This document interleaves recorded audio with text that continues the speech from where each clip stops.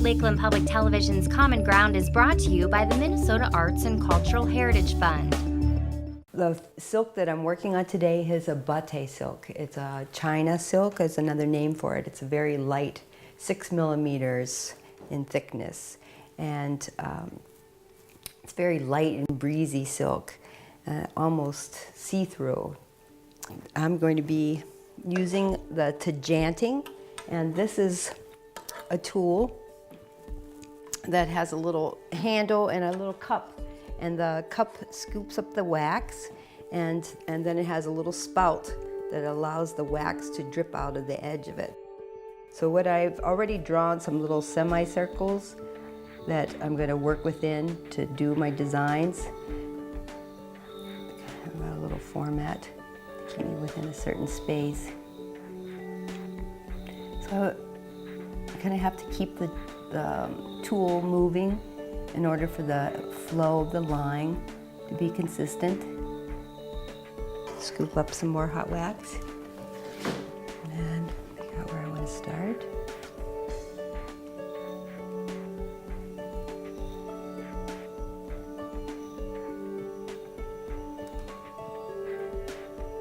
More of a solid line.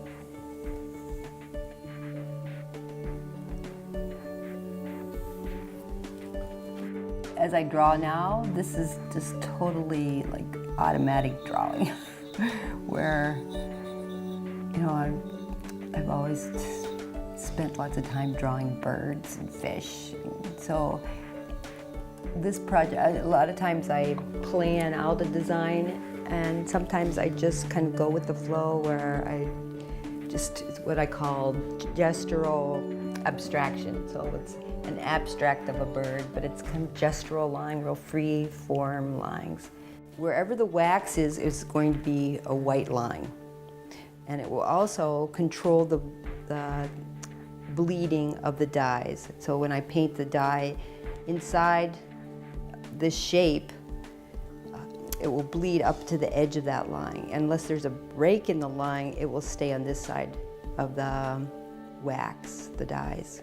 This is a concentrated dye where it just has the dye particles mixed with water. And so what I do to activate it is mix it with urea, which is the chemical that allows the liquid dye to stay wet longer.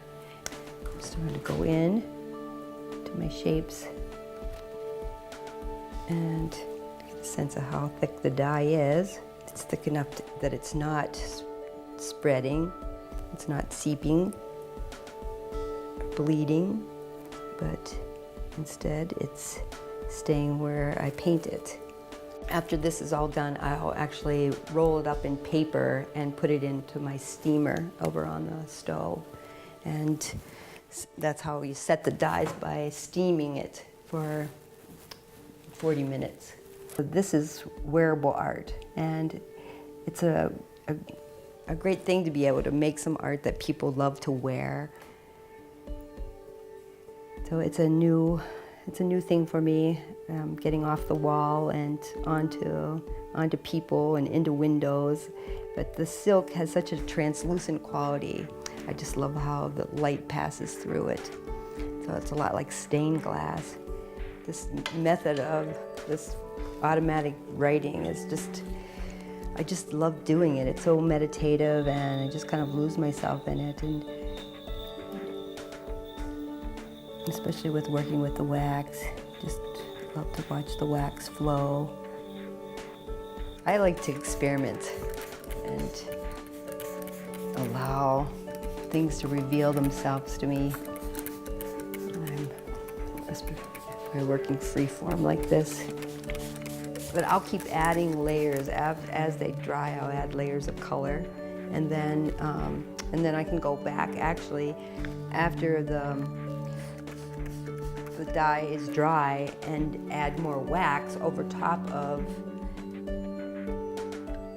some of these shapes. I've always enjoyed working with the figure, and so right now I'm in that stage of my life where I want to take what I've gained and kind of try to loosen up and become more gestural and free, and I'm experimenting more and trying to find new ways to approach the surface.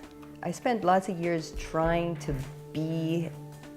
approach a drawing in a really realistic manner, and so now I'm trying to hold on to that gestural quality where things, I just allow it to come from more the unconsciousness, and the lines just lead me, and so I'm learning. It's like a different form of learning when you just allow your hand to move through space, and you have a thought in mind, but you're not studying something outside of your free-flowing imagination.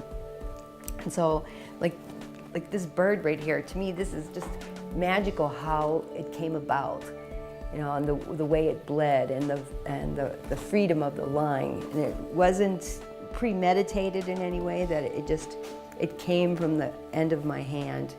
I think there's really something wonderful about getting away from art on the wall, and that's art, you know, that you can wrap yourself in it and put it in the window and have light come through it, and it can have a function other than just hanging on the wall. If you enjoyed this segment of Lakeland Public Television's Common Ground, consider making a contribution at lptv.org. If you have segment ideas pertaining to North Central Minnesota, contact us at legacy@lptv.org.